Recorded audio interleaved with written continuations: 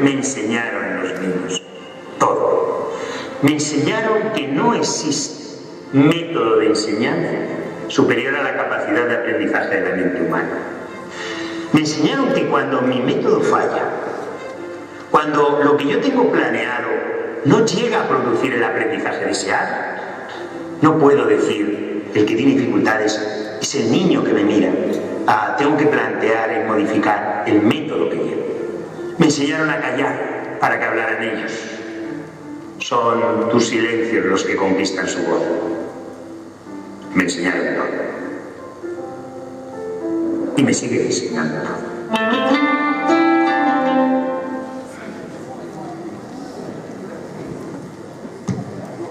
Hay varios que se han reído pues se han sentido muy identificados, ¿no? ¿A quién no le ha pasado esto?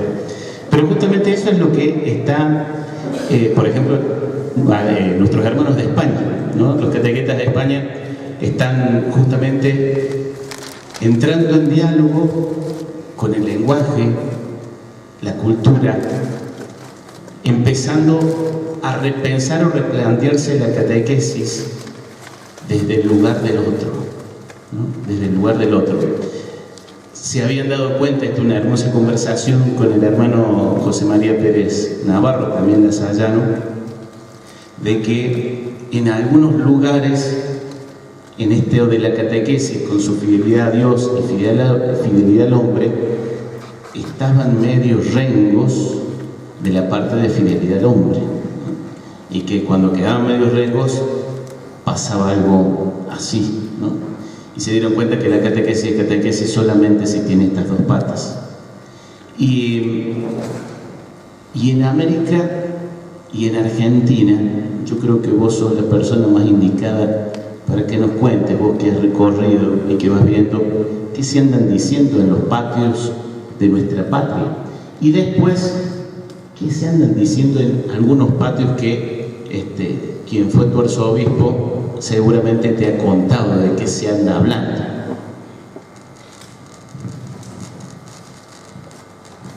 Nosotros hemos tenido como país un regalo muy grande. Hubo un sacerdote belga, Franz de Vos, que vino por un año, se ofreció un año a venir a dar una mano a la Argentina y se quedó 40. Y es realmente el padre de la catequesis renovada. Y él nos ayudó con todo un gran movimiento, sobre todo bíblico, que tenía como sede el Seminario de La Plata, Etapa Primatesta, Ruta, además, a poder hacer un milagro que en 1962, antes que comenzara a rodar el Concilio Vaticano II, en Argentina tuviéramos el primer Congreso Catequístico Nacional, que puso el acento sobre una catequesis bíblica, celebrativa y comunitaria. Y tuvimos el primer Directorio Catequístico Nacional y la primera Organización Nacional de Catequesis, de directores, antes incluso que muchísimos países del mundo. Y fue porque hubo personas que de alguna manera empezaron a escuchar y a darse cuenta que la Iglesia tiene que ser experta en escuchar. Porque desde Moisés, o Deuteronomio, escucha Israel. Moisés, en la teofanía de la zarza ardiente, he escuchado la opresión de mi pueblo. Entonces la Iglesia es alguien que escucha. Y eso nos ha puesto siempre un dinamismo de fidelidad a ese Dios que escucha y a una tentación de la catequesis de enseñanza, de decir cosas. La catequesis en Argentina tuvo como una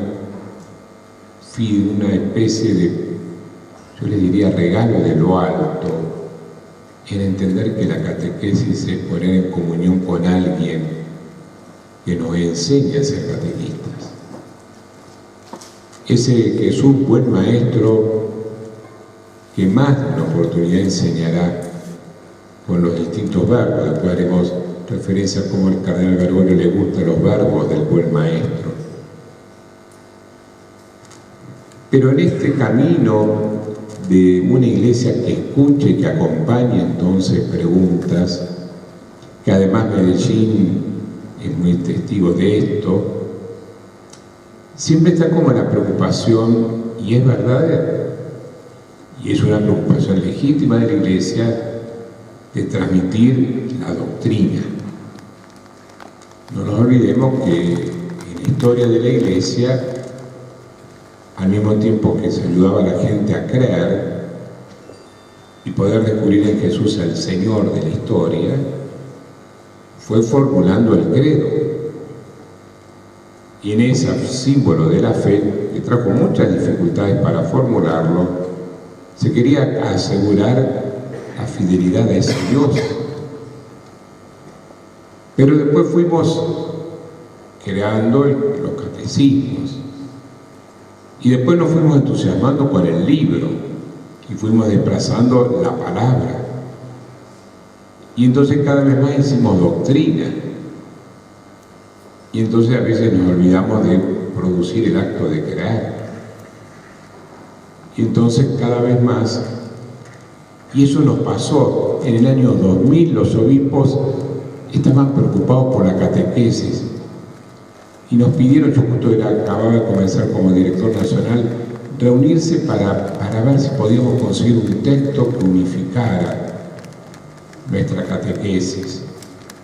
Ya había salido el Catecismo de la Iglesia Católica, que nos servía como referente, pero el Catecismo de la Iglesia Católica, especialmente Juan Pablo II, no quiso que fuera un texto de mediación inmediata. A diferencia del Catecismo de Trento, que estaba el Catecismo Menor, de alguna manera la mediación se la confiaba a las comunidades y a los catequistas. Pero la preocupación siempre es, bueno, tengamos algo para poder unificar, hizo que nos reuniéramos todos los obispos con los que estábamos acompañando la catequesis nacional. Y se nos pidió que tratáramos de acordar un texto de un catecismo argentino, una vieja deuda que de alguna manera algunos dicen que nos debemos. Y fue muy interesante porque hicimos un trabajo comunitario, colaborativo, grupal durante 3 días. Y después salió como conclusión que lo más importante que había que hacer era acompañar la formación de los catequistas. Del texto pasamos a las personas. Y yo creo que eso es vital. Y yo creo que eso está como algo que permanentemente acompaña nuestro caminar como iglesia. Se hizo manifiesto después en esa fiesta, ese gran Congreso Catequístico Nacional en el 87. Se hizo presente hace pocos años en Morón, que la catequesis en la Argentina ve todas las dificultades reales que hay, después vamos a hablar, pero tenemos como una intuición que no queremos abandonar. La clave está en el acto de mediación cultural que hace el catequista. Y si no, qué mejor que mirar a este cura que tuvo que aprender tonadas, caminar kilómetros, dejar de tratados aprendidos en su seminario para hacer que la palabra y el evangelio llegue a todos. A mí me gusta eso de escuchar preguntas. Yo les confieso que nos pasará a todos los que estamos acá, a veces el tiempo nos queda corto. Y yo estoy en una parroquia con colegio y les puedo dedicar solamente una mañana por semana al colegio. Y claro, tengo que tratar de estar y también de que me vean, porque si no empiezan los reproches. Padre, usted no está nunca, usted es un ñoqui. Y entonces estoy a la mañana en la oración de la mañana. Pero claro, para confesar a los más chicos, uno por ahí en una hora confiesa 20. Para charlar con un adolescente que solo dice monosílabos, uno a veces está una hora mateando para que salga un poco lo que hay adentro. Y entonces el promedio va lento. Pero cuando puedo yo voy en el recreo, salgo en el recreo y me encuentro con los chicos en diversos lugares, siempre en el patio. Y a los más chiquitos, a los de cuarto grado, por ahí voy con un corazón con emoticones y alguno elige un emoticón y me cuenta por qué. Y entonces rezamos juntos. Realmente me saca un emoticón triste. Y por ahí me dicen que están tristes porque en su casa se pelearon. Entonces rezamos y otro dice, no te preocupes, después te acostumbras, le dice otro. Una vez llegó un corazón lleno de emoticones con caritas lindas. Y uno sacó uno y dije, bueno, hoy vamos a dar gracias. ¿Por qué damos gracias? Tengo una perra tan linda. Alguien que estaba buscando el emoticón triste era yo. Pero hay un lugar, los chicos de séptimo, no sé acá cómo es sexto, que ya están entrando en la preadolescencia, esa edad tan linda, pero ya no quieren que le enseñemos tantas cosas y nos hacen muchas preguntas. Yo al que me hace la mejor pregunta vinculada a la catequesis le doy un voucher para el bar. Y viene uno y me dice, démelo porque con esta pregunta... Bueno, le digo, démelo ya. Pero ¿cuál es la pregunta? ¿Cómo hizo María y José para llevar a Jesús a Egipto ida y vuelta y que siga siendo niño? Si Moisés tardó 40 años. Buenísima la pregunta. Normalmente no la respondo yo inmediatamente, sino que después yo vuelvo con una maestra, vieron que ahí se trabaja ya por humanidades, para que vayan también aprendiendo a integrar conocimiento. Pero fue interesantísimo, un profesor de ISCAC, Saint Germain Christian, me dio la respuesta, incluso escribió un pequeño artículo a partir de esa pregunta.